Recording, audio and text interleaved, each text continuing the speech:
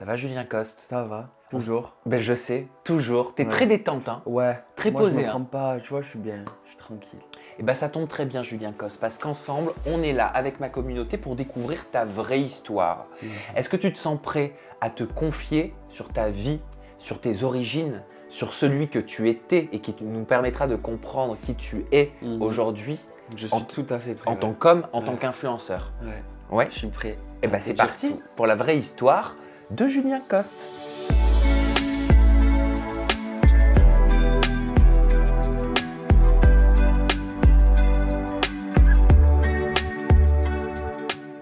Julien, on commence par les bases, ma communauté le sait. Est-ce que tu as une religion? Quel rapport tu as avec la foi, la spiritualité? Est-ce que tu es croyant? Alors moi, je crois pas forcément en quelque chose. Après, je me doute qu'il y ait quelqu'un qui ait quelque chose. Après, j'arrive pas à me dire, ouais, il y a vraiment plusieurs dieux ou plusieurs. Je pense qu'il y a quelque chose pour tout le monde en fait. Mais je me décris pas comme catholique, chrétien, musulman, machin. Je suis peut-être dans ce truc athée du coup. D'accord, donc athée, ça veut dire athée, c'est je ne suis pas croyant. Pas croyant, mais forcément il y a quelque chose. Alors que dans ce cas, tu es agnostique. Bah alors je suis agnostique. Tu connaissais? Non. Eh bien, agnostique, ça veut dire que tu pars du principe que tu penses qu'il y a quelque chose, mais tu n'en as pas la certitude, donc tu ne souhaites pas te prononcer. Tu ne dis pas qu'il n'y a rien, mais tu ne dis pas, t'affirmes pas non plus qu'il y a quelque chose. Voilà, c'est ça. Voilà. C'est exactement ça. Certains diront que c'est être la Suisse, Parce d'autres que trouveront ça Je me intelligent. demande comment tu peux être sûr, hein, ben, qui est tel dieu ou tel dieu. Les gens disent que ça se matérialise au travers de la foi. La foi, c'est la croyance inébranlable en quelque chose. Ouais. Tu vois? C'est peut-être parce que moi je ressens pas ça que je me demande comment les gens. Mais je suis tout à fait d'accord avec toi dans le sens où les gens peuvent tellement y croire et tellement qu'ils y croient et ça leur fait du bien en eux et ça fait quelque chose. Ça, je suis d'accord. J'ai des collègues, notamment ben, musulmans, qui eux, je les trouve vraiment impliqués dans leur religion et je me dis, ben, ça doit vraiment leur faire quelque chose en eux, tu vois. Hmm. Tellement je me dis, ouais, ben peut-être. Tu vois, genre tellement que j'y crois en ce que je te dis, ça me met des frissons, genre tellement dans la tête et tout. Parce que je suis d'accord dans le sens où, ben, ils croient tellement et ça leur fait quelque chose que moi, j'arrive pas ben, à ressentir. Du coup, je peux pas être comme ça. Mais je suis d'accord et je les crois quand ils me disent que eux pensent qu'il y a quelque chose. Mais toi, tu as une religion? Tu es né avec une religion? Je suis né avec une religion, je sais pas si je suis baptisé. Ouais. Tes parents sont catholiques? Ou ils n'ont pas de religion? Je t'explique, moi, ma mère elle est bouddhiste, Ah, tu vois. c'est très spirituel, hein, le Ma mère est bouddhisme. très spirituelle. Ma mère, tu sais, c'est ma mère, quoi.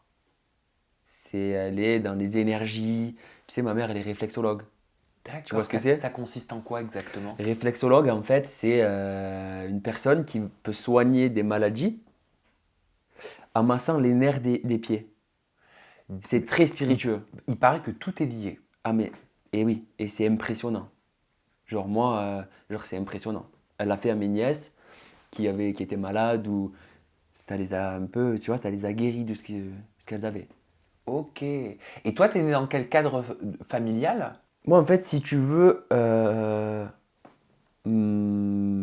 comment dire, mon esprit, ma tête a effacé toute mon enfance, genre. Pourquoi? Je pense qu'il a voulu effacer, ben,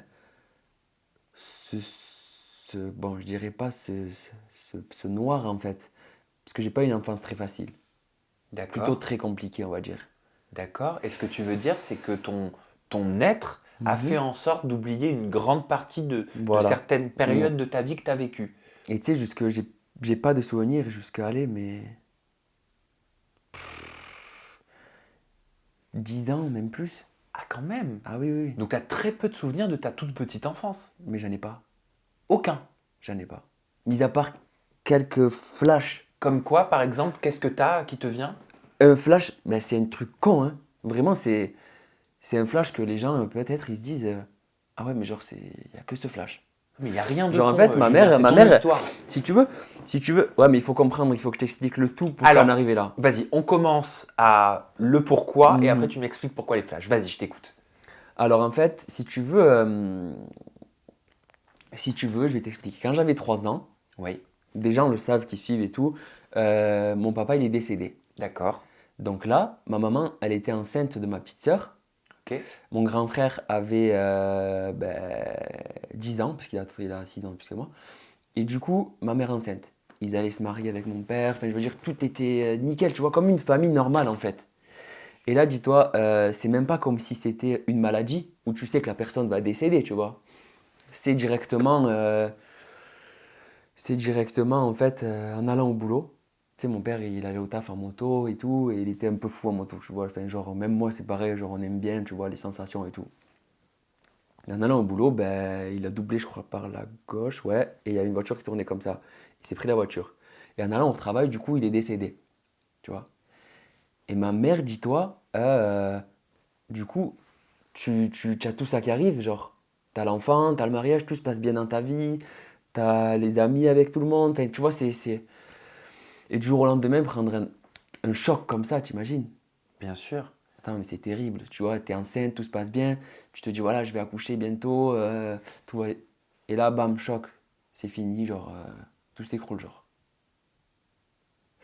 Ma mère elle nous a dit, hein, enfin, j'ai pensé à me suicider carrément, hein.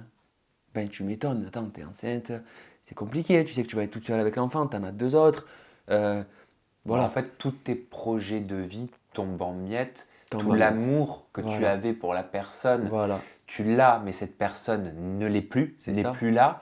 Donc tu peux te demander comment tu vas faire pour continuer. exactement. Après, elle t'avait. Elle avait moi, elle avait mon frère, c'est ce qu'il Voilà. a gardé comme ça, je te demande la vérité. Elle nous a dit, heureusement que vous étiez là. Parce que si elle n'aurait pas eu ses enfants, je pense qu'elle aurait pu, je pense, se suicider. Bon, ma mère, c'est quelqu'un de fort, hein, vraiment, hein. Et je te dis, pour te dire comme elle est forte, quand mon père est décédé, elle a touché de l'argent, tu vois. Une femme, enfin, je dis pas toutes les femmes, mais certaines mamans, en soi, c'est même peut-être normal. Elle prend l'argent pour élever les enfants, étant donné qu'elle est seule. Elle est enceinte, elle va pas travailler, tu vois. Donc, elle a pris l'argent, au lieu de le prendre pour nous élever et nous acheter, ben, je sais pas moi, elle a pris l'argent, elle l'a mis sur nos trois comptes. Pour dire, voilà, quand vous serez grand, vous aurez déjà ça. Peut-être que moi, je ne vais pas pouvoir vous le mettre sur votre compte parce que maintenant, je suis toute seule et tout ça. Elle a pris l'argent, elle l'a mis sur notre compte. Donc, elle a préféré nous élever avec un RSA plutôt qu'avoir d'argent et nous élever, tu vois. Mhm. Moi, je ne regrette pas tout ça, d'avoir grandi dans la galère, de devoir aller travailler pour m'acheter ce que je voulais. Dis-toi, moi, j'allais travailler très tôt pour pouvoir ben, m'acheter ce que je voulais. J'ai toujours aimé la sape, les chaussures, tu sais, un peu le luxe, malgré qu'on soit pas trop dans ça, tu vois, qu'on n'ait pas trop les moyens. J'ai toujours allé travailler pour m'acheter ce que je voulais, tu vois. 14 ans, il fallait que voilà, tous mes collègues avaient les dernières motos, tu sais, scooters, tout ça. Enfin, genre, moi, je sais que je me suis acheté ma moto et mes scooters par mes propres moyens. Certes, c'était pas le top du top, mais quand je sortais avec mes collègues, mais moi, j'étais toujours sans carénage, tu vois, parce que je les repeignais tout le temps pour que je sois bien stylé et tout. Et que mes collègues, ils avaient tous leurs trucs neufs et tout. Dis-toi, les parents de mes collègues, ils me disaient, ouais, ben regardez, au moins, lui, peut-être que sa moto, elle est comme ça, mais c'est lui qui se l'est payé, c'est pas ses parents, tu vois. Et ça a toujours été une fierté pour moi, tu vois, de toujours mettre, en fait, être ce que je suis aujourd'hui et ce que j'ai grâce à moi. Bon, grâce aussi à ma mère, parce qu'elle nous a élevés de cette manière-là, et j'en suis très content. Peut-être que si j'aurais eu un papa, j'aurais pas grandi comme ça, tu vois. Mhm. Ça, c'est sûr et certain. J'aurais grandi d'une autre façon. Autant, je serais pas là aujourd'hui, c'est sûr même, tu vois, presque. J'aurais, voilà, à l'école, j'aurais peut-être fait des études, parce que mon père aurait aussi aidé ma mère pour me pousser, tout ça. Mais ouais, c'est vrai que l'enfance, c'est assez compliqué. Puis moi, j'ai eu pas mal de choses qui m'ont, comment dire, du coup, ça m'a fait tellement un choc émotionnel.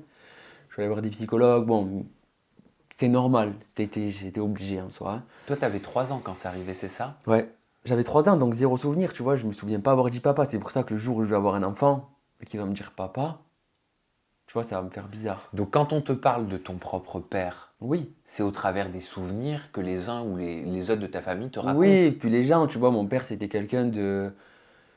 C'était quelqu'un de jovial, bon vivant, tu vois, il aimait faire la fête, il aimait s'amuser avec ses collègues, tu vois. C'était dur pour toi de grandir sans souvenir de ton père? Pas dur, mais je pense que tu grandis pas de la même façon que quelqu'un qui a eu ses deux parents. C'est sûr. Déjà, tu grandis avec un amour à moins, même si ta mère t'en donne beaucoup. L'amour d'un père, déjà, toi, tu le donnes pas. Puis, on te le donne pas en retour aussi, tu vois. C'est pour ça que souvent, quand je me mets en couple avec une fille, j'ai tendance quand, tu vois, ça fait un petit moment et tout, donner trop d'amour. Parce que je donne peut-être l'amour que j'ai en trop à moi, du coup, que j'ai pas donné à une personne, tu vois, à un papa par exemple. Je le donne un amour pour la personne avec qui je suis. Tu vois, moi, je suis pas quelqu'un de démonstratif avec ma famille, câlin, bisous. Euh, je suis pas comme ça. Et quand je suis avec une personne aussi, je lui donne tout ce que je donne pas aux autres, tu Je vois. comprends. Et est-ce que c'est toi qui as dû assumer cette figure paternelle malgré toi J'ai en un grand. grandissant? Est-ce que tu étais protecteur avec ta mère? Qu'est-ce que ça t'a conduit à avoir comme comportement, ce drame? Il faut savoir que, si tu veux, moi, mon frère est parti assez tôt de la maison parce il a rencontré sa femme qui est toujours avec lui aujourd'hui. Donc ça fait super longtemps. Et il est parti assez tôt de la maison. Ça veut dire que moi, je me retrouve chez moi avec deux filles, deux femmes, tu vois. Il y a eu plein de choses que je peux pas forcément parler, mais c'est des choses assez traumatisantes un peu, tu vois. Qui te sont arrivés? Qui sont arrivées, ouais, tu vois, dans le cocon familial, D'accord. dû à quelqu'un que ma mère a rencontré. Il s'est D'accord. passé, voilà, c'était pas forcément cool aujourd'hui, voilà, c'est beaucoup mieux, tu vois. Mais il s'est passé des choses que, voilà, je peux pas trop le dire là, tu vois. Je respecte. Et du coup, voilà, tout ça, j'ai dû, voilà, ma petite sœur, tu sais, un peu traumatisée par ce qui se passait, tout ça, tu sais, elle aussi, elle a grandi sans père et c'est compliqué. Mais voilà, après, tu sais, les gens qui lâchent ma mère parce que du coup, bah, elle est seule, tu sais, les gens qui on s'est retrouvés tout seul, tu vois, nous. On était, moi, ma soeur, ma mère et mon frère quand il était là, quoi, à la maison. Même mon frère, il a toujours été en soi là, mais c'est vrai qu'il n'a pas grandi. J'ai pas trop grandi, on va dire, avec le grand frère, Hmm. tu vois. Et moi, ma petite soeur, je pense qu'elle se rend compte aussi qu'elle grandit pas trop avec le grand frère, c'est-à-dire moi. Tu vois, parce que je suis pas démonstratif, où on va pas se voir tout le temps, où on va pas s'appeler tout le temps, s'envoyer des messages tout le temps. Bon, on sait qu'on s'aime, mais je sais pas, peut-être qu'elle, elle voudrait que je sois plus comme ça avec elle, mais j'ai du mal. Je sais pas, T'as de la pudeur, Voilà. mais tu l'aimes. Oui, mais c'est cette pudeur, au final, c'est complètement nul, tu vois. Parce qu'au final, je sais que c'est plus tard, je regretterai peut-être, tu vois. C'est compliqué. Mais voilà. Et t'étais quel genre d'ado? T'étais comment à l'école? Quel style d'élève? Tu sais, quand tu vis qu'avec une mère et qu'il n'y a pas trop de père pour trop cadrer, bordel, quoi. Bordélique, tu vois. Je faisais rire les collègues, les élèves, tu vois, mais moi, du coup, à l'école, ça suivait pas, genre. Tu toi en sixième, je sais pas, t'as quel âge en sixième? En sixième, t'as 11 ans, T'as 11 ans. je crois. 11 ans, première année de sixième, tellement bordélique. On virait du collège. 11 ans, c'est chaud pour être bordélique, tu vois, genre Mais c'est-à-dire bordélique, tu foutais le wide? le why, mon gars. Le why. J'arrivais devant le prof en cours de français. Julien, t'as des affaires? Non, genre. Bah, tu rentres, genre. Tu t'en vas, je te veux pas dans le cours. Et honnêtement, ça vient d'une prof que j'ai eue, je crois. En CM1. CM2. Cette prof, ouais, à l'école primaire, elle m'a tellement dégoûté, genre. J'avais des très bonnes notes avant ça. Elle m'a dégoûté. Et ça fait qu'au jour là, ben, après, j'ai parti en couille, j'ai arrêté tout. Je me suis dit, vas-y, ça sert à rien. Au collège, du coup, tac, viré, je suis parti en internat. En internat, je me suis pas senti bien. T'as 11 ans, t'es loin de ta mère. Déjà que j'ai que ma mère, je suis loin d'elle. Elle voulait peut-être te recadrer un petit peu par Oui, ce oui, oui, biais-là, oui, ta oui. maman, en se disant, bon bah, le papa n'est plus là, Oui, il va c'est falloir sûr. lui apporter C'est des sûr. règles de vie et un cadre strict que j'ai peut-être un peu de mal Oui, à apporter au c'est ça, quotidien. mais ça me Mais, détruisait encore mais plus. ça, tu devais pas le comprendre à cet âge-là. Non, je comprenais C'est pas. aujourd'hui que tu le comprends. Voilà. Puis c'est un truc que aujourd'hui je le vivrais l'expérience, je me régalerais. Mais à l'époque, à 11 ans, c'est dur. On n'a pas T'es envie loin de de ta ça. famille. Oui. Moi, ça veut dire, genre, le soir et tout, bon, je m'amusais avec les collègues et tout. Le soir, je faisais des crises, genre. Mm. Ouais, j'ai mal au ventre. Genre, j'allais devant la chambre du surveillant à l'internat. Je me pliais en 6, appelle ma mère, faut que je rentre. Alors j'avais pas mal, tu vois, je faisais du cinéma un peu. Et ma mère, elle venait me chercher. Dis-toi, c'était à super loin de la maison, hein. Super loin. Elle venait me chercher. Parce qu'elle voyait que j'étais mal. Et t'es allé jusqu'en quelle classe? En cours, Oui. j'ai allé en troisième. Troisième. T'as arrêté, t'as eu le brevet? Ouais, en fait, je t'explique, moi j'étais tellement fou, genre, mais vraiment, j'étais malade, genre, hein. Je te dis, et tellement, j'étais nul à l'école et tellement fou, quoi. Mais, pour te dire, les surveillants, ils m'aimaient. Genre, les surveillants, ils me kiffaient, tu vois. Même si je foutais le bordel, que genre, ils me voyaient tous les jours arriver à la vie scolaire.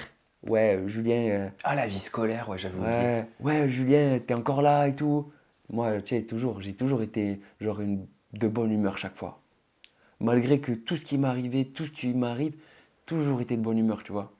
J'arrivais à la vie scolaire toujours avec un sourire, tu vois. Toujours, je savais que j'allais me faire démonter par ma mère, mais c'était comme ça. Et j'arrive à cette vie scolaire et même les surveillants, quand ils me voyaient arriver, ils rigolaient à force.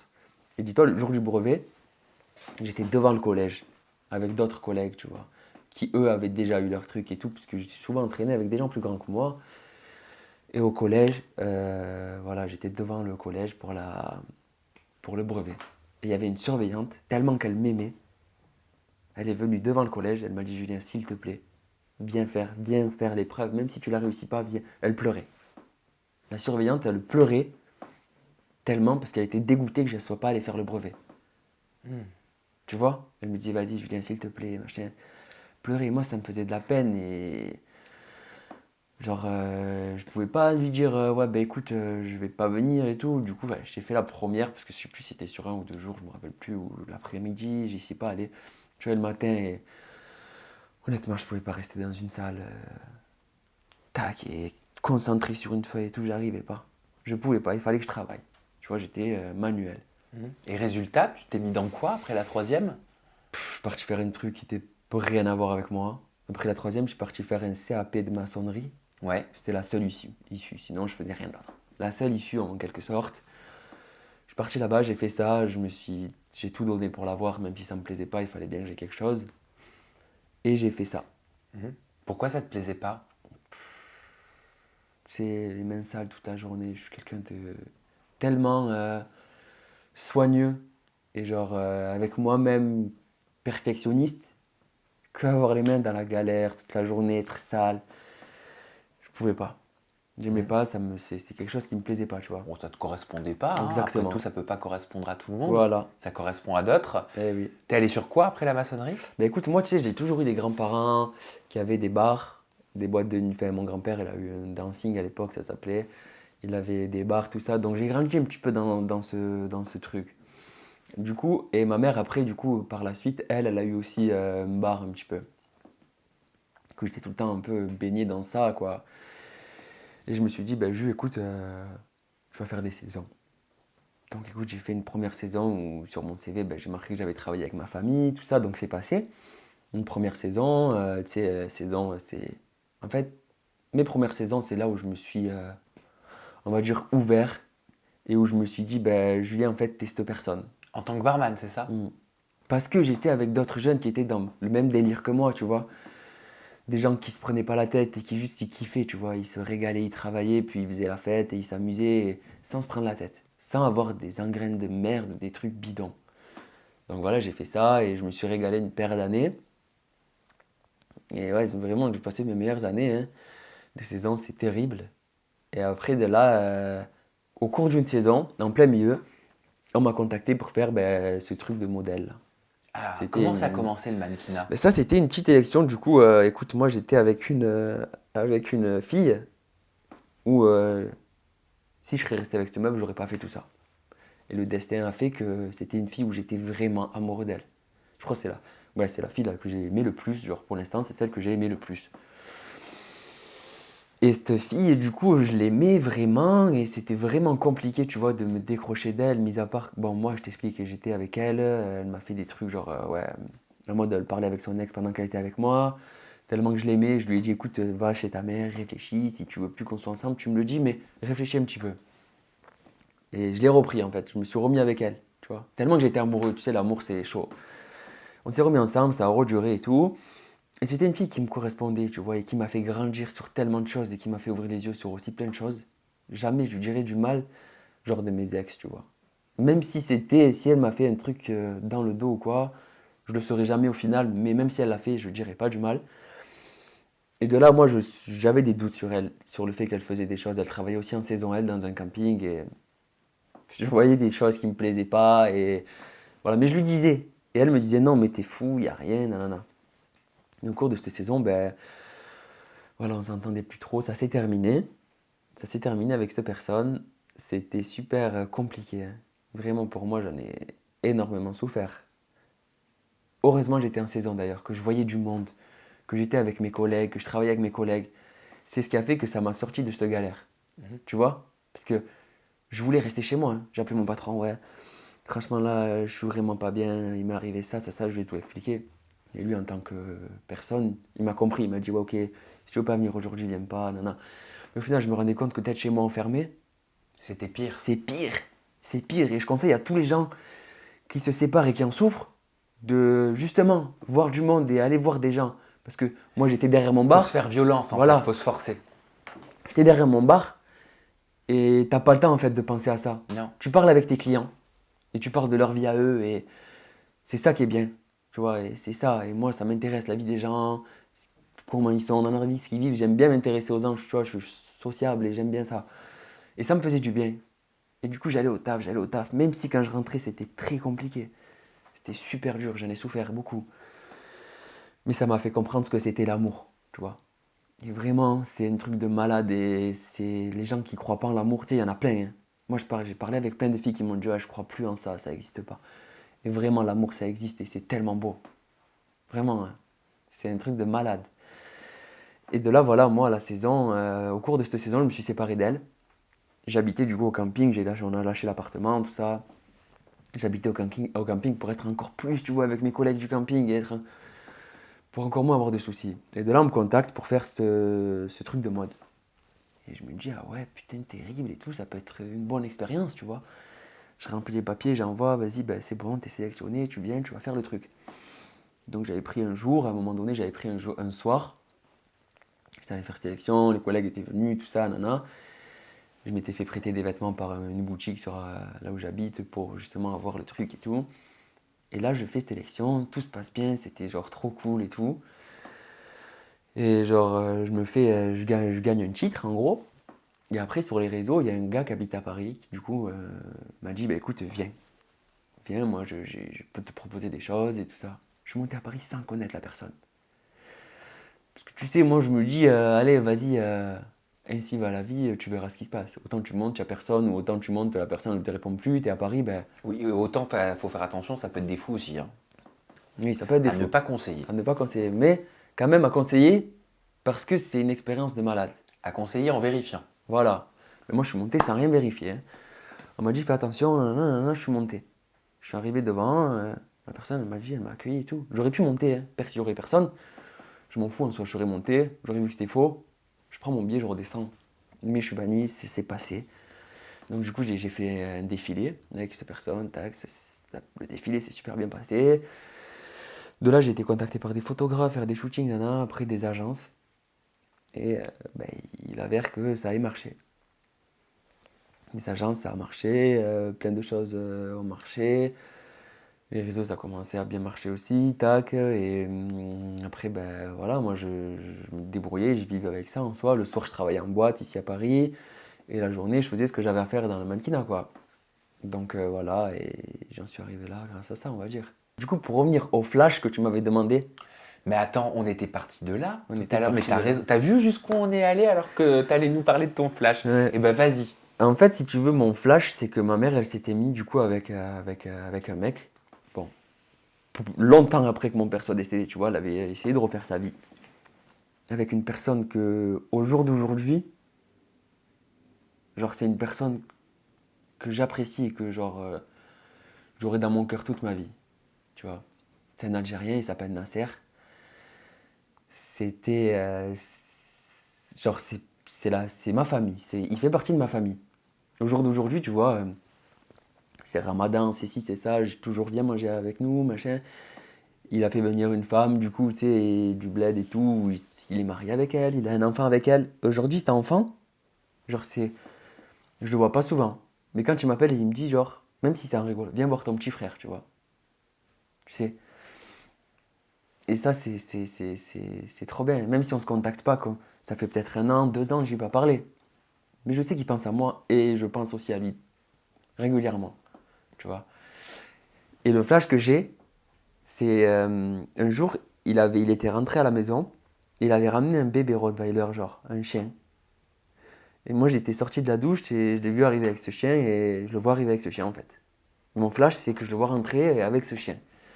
C'est fou, hein? On s'intéresse à tes goûts Ouais, maintenant. ouais, On parlait ouais. de mannequinat, donc on va aller sur les fringues. Mhm. Directement, comment tu définirais ton style? Mon style vestimentaire, moi, je suis assez street, un peu oversize, tu vois, un peu loose, tu vois, genre un peu large, un peu tout ça. Je suis pas la personne qui va s'habiller en classe, genre chemise et tout. T'as besoin d'être à l'aise, mais en même temps que ce soit stylé. Je dirais, ouais, stylé, tu vois. J'ai besoin de Stylé. style, quoi. Oui, bah oui. Même pour une femme, c'est magnifique, une femme en talons, tout ça, bien élégante et tout, machin. Mais je préfère l'avoir avec une grosse paire de sneakers, genre de chaussures de malade, un jean grave stylé, un peu large, un peu, tu vois, troué ou quoi. Un haut putain de stylé et tout, que l'avoir talons, machin. C'est bien de temps en temps et tout. Mais une meuf tout le temps talons et tout, c'est pas mon style. Mhm. Et en termes de soins cosmétiques, je sais que tu es très coquet. Est-ce que tu fais attention à ta peau? Est-ce que tu as des rituels? Bien sûr. Genre avant de me coucher et en me levant, je me lave toujours le visage et je mets toujours de la crème. Bravo. Toujours. Et de la crème. Attention, la crème, faut pas que ce soit Nivea ou quoi, il y en a des biens. Il paraît que c'est très bien Nivea. Ouais, mais il y a des trucs dedans, c'est pas ouf. Le mieux, je vais vous expliquer ce que c'est le mieux. L'aloe vera. C'est vrai, c'est très hydratant. C'est la bombe. Tu mets de l'aloe vera pur ou c'est en crème? 100% gel, genre. Ah oui, pur. J'achète à Naturalia, genre. Tu prends ça, tu mets, t'as l'impression que déjà ça te tire la peau. Ça lift. C'est un truc de C'est malade. vrai. Et Moi- les gars, commencez à mettre de la crème à 25 ans. On dit que c'est ça, 24-25 ans, commencer à mettre la crème. J'ai commencé à 16. Moi aussi, j'ai commencé très tôt. Mais tu verras que ben là, t'as la peau, genre, t'as pas de rides, t'es pas t'es Aucune bien. ride. Mais voilà, c'est très important la crème. Hydrater la peau. Ben, bien sûr qu'il faut hydrater la Brosser peau. les dents, c'est simple, 3 fois par jour, c'est obligatoire, sinon c'est pas possible. Et crème de corps, genre après la douche. Ah oui. Voilà, je fais attention. Des Et- masques, des fois. Et est-ce que tu cuisines? Est-ce que tu fais attention aussi à ton Mm. corps, mais de l'intérieur? Ah oui, bien sûr. Bien sûr. Genre, moi, j'habite tout seul, ça fait quand même longtemps. Genre, et quand tu vis seul, même que t'es une copine et tout, hein. Genre, ouais, il y en a, ils vont te dire, ah, c'est la femme qui doit cuisiner, non, non. Non, tu vois, moi, j'aime bien cuisiner bien, faire attention, pas trop gras et tout, parce que je fais attention à la diète et tout. Mais je kiffe cuisiner. C'est trop bien. Après, tu manges ton plat, tu te rends compte, ouais, c'est trop bon. C'est quoi que t'aimes faire? J'aime faire un peu tout, mais les lasagnes, c'est mon plat préféré, genre. Je kiffe les lasagnes. Et est-ce que tu as un hobby, une passion loin des réseaux sociaux qu'on ne connaît pas, loin de ton smartphone? Qu'est-ce que t'aimes faire qu'on ne sait pas? Moi, j'aime faire plein de genre de sports un peu, comment te dire. J'aime faire de la moto, genre j'ai un cross, tu vois, je fais de la moto. J'aime faire du snow, du surf, j'aime faire du skate, tu vois, j'aime faire toutes ces choses, tu vois. Je sais pas si tu vois un peu le délire. Ouais, bien sûr. Ça, c'est mes passions en quelque C'est sorte. du sport en extérieur, c'est vivant, c'est Ouais, c'est en puis lien avec la nature. c'est un peu, voilà, extrême. Tu vois, j'aime bien les sports un peu extrêmes, tu vois. T'aimes les sensations fortes. J'aime les sensations fortes. D'accord, mais attention, quand Ouais, même. ouais. Bah oui. Oui. Bah, je suis désolé, je suis relou. Hein, je Puis le dis surtout tout le quand j'ai temps, passé mais le permis, du coup, ben, moto, bien sûr. ma mère n'était pas contente. Bah je comprends. Ouais. Bah oui. mais c'est dans les gènes, genre, tu vois. Eh ben, faut faire attention. Ouais, c'est sûr. Non, mais très attention. C'est dangereux. C'est Voilà. dangereux. Faut respecter le code de la route. J'ai l'impression d'être un... Non, j'ai pas l'impression d'être un vieillard. Non, J'ai non. l'impression d'être quelqu'un qui dit les choses qu'il faut dire. Exactement. Voilà, moi j'ai très peur des motos. Ah ouais. Ouais, faut que tu fasses attention, Ah, Julien. c'est super dangereux. Vraiment. Non, Je c'est dis vrai. ça à toutes les personnes Mais tu sais qui que sont même les en moto. voitures, c'est dangereux, hein. Je sais, mais j'ai pas le permis non plus. Ah ouais, Eh ouais. c'est dur. Mais non, c'est pas dur. T'as pas le permis. Bah non, j'ai pas le permis, mais c'est pas une tare. Ah, quand même, hein. Mais pourquoi? Ah, quand même. Mais pourquoi? Mais attends, t'as pas le permis. Bah non, j'ai pas le permis. Et tu veux pas le passer. Bah non, qu'est-ce que je vais faire du permis à Paris? Tu veux le passer, en fait. Bah, si j'avais le temps. T'aimerais l'avoir. Si j'avais le temps, oui. Mais là, j'ai pas le temps. Et à Paris, il me sert à rien, moi, le permis. Et j'aurais trop peur de conduire de toute Et si façon. tu pars en vacances, Moi, j'ai et peur tout, des autres. Tu dois louer une voiture. Mais j'ai mon copain qui me conduit. Ah ouais, ça va, toi aussi. C'est comme ma belle-sœur. Ouais, Ma belle-sœur, elle a pas le permis. Ouais, Mon frère, heureusement qu'à mon frère. voilà. Mais oui, mais en même temps, moi, je suis tout le temps avec mon copain. Et il donc, conduit. Lui, il a la voiture, oui. il a la voiture et tout. Puis il est adorable, il me dit, quand je veux faire les boutiques et tout, il me dit, tu veux que je te dépose en ville, tu m'appelles quand tu veux que je vienne te rechercher, tu vois. Ah ouais, mais c'est facile ça. Si tu serais tout seul, tu verrais que tu l'aurais vite le permis. Hein. Eh oui. Julien, j'aimerais finir sur ta citation favorite. C'est quoi? Qu'est-ce qui te définit? Moi, ce qui me définit, c'est. Bon, je vais le dire en citation, mais genre de vivre ses rêves et genre de pas, on va dire, rêver sa vie. Genre en fait, de faire les choses qu'on a envie de faire D'accord. et de pas avoir envie de les faire. Et de ne pas les faire, donc. Voilà. Donc, tu sous-entends qu'il faut être dans l'action pour pouvoir mettre en pratique les idées, les envies et les rêves qui sont dans notre tête. Voilà, mais c'est très important. Parce que dire, ouais, j'ai envie de faire ça, ok, tu as envie de le faire, mais il faut se donner les moyens de le faire, d'y arriver. Tu as totalement raison. Tu as totalement raison, Et Julien. moi, je sais que depuis que je suis tout petit, c'est comme ça, tu vois, genre, j'ai toujours voulu avoir une belle voiture, j'ai toujours avoir voulu des belles choses. Et je me suis donné les moyens d'avoir ce que je veux avoir.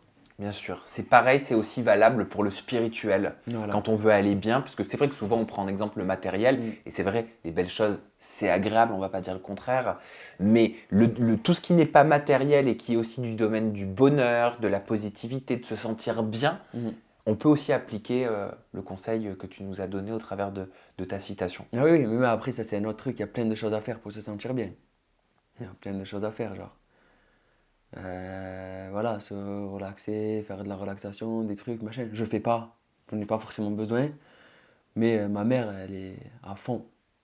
Genre ma mère, Elle s'appelle comment ta mère? Nathalie. Nathalie. On vous embrasse. Eh oui, Ben oui, on vous attends. passe le bonjour Elle en dit toute que- intimité. Merci Julien. Merci à toi. D'avoir partagé ta vraie histoire avec ma communauté. C'était Vraiment, cool. merci pour cette confiance. De rien, merci à toi. Ton compte Instagram, il est inchangé, c'est Julien-Cost off. Ton compte Snapchat pour les stories, c'est Julien Cost 20. Et enfin, ton compte TikTok, c'est Julien Cost 20. Également. Merci, on se retrouve très bientôt pour une nouvelle vraie histoire. N'hésitez pas dans la barre de commentaires à me faire des suggestions de personnalités dont vous aimeriez connaître les vraies histoires.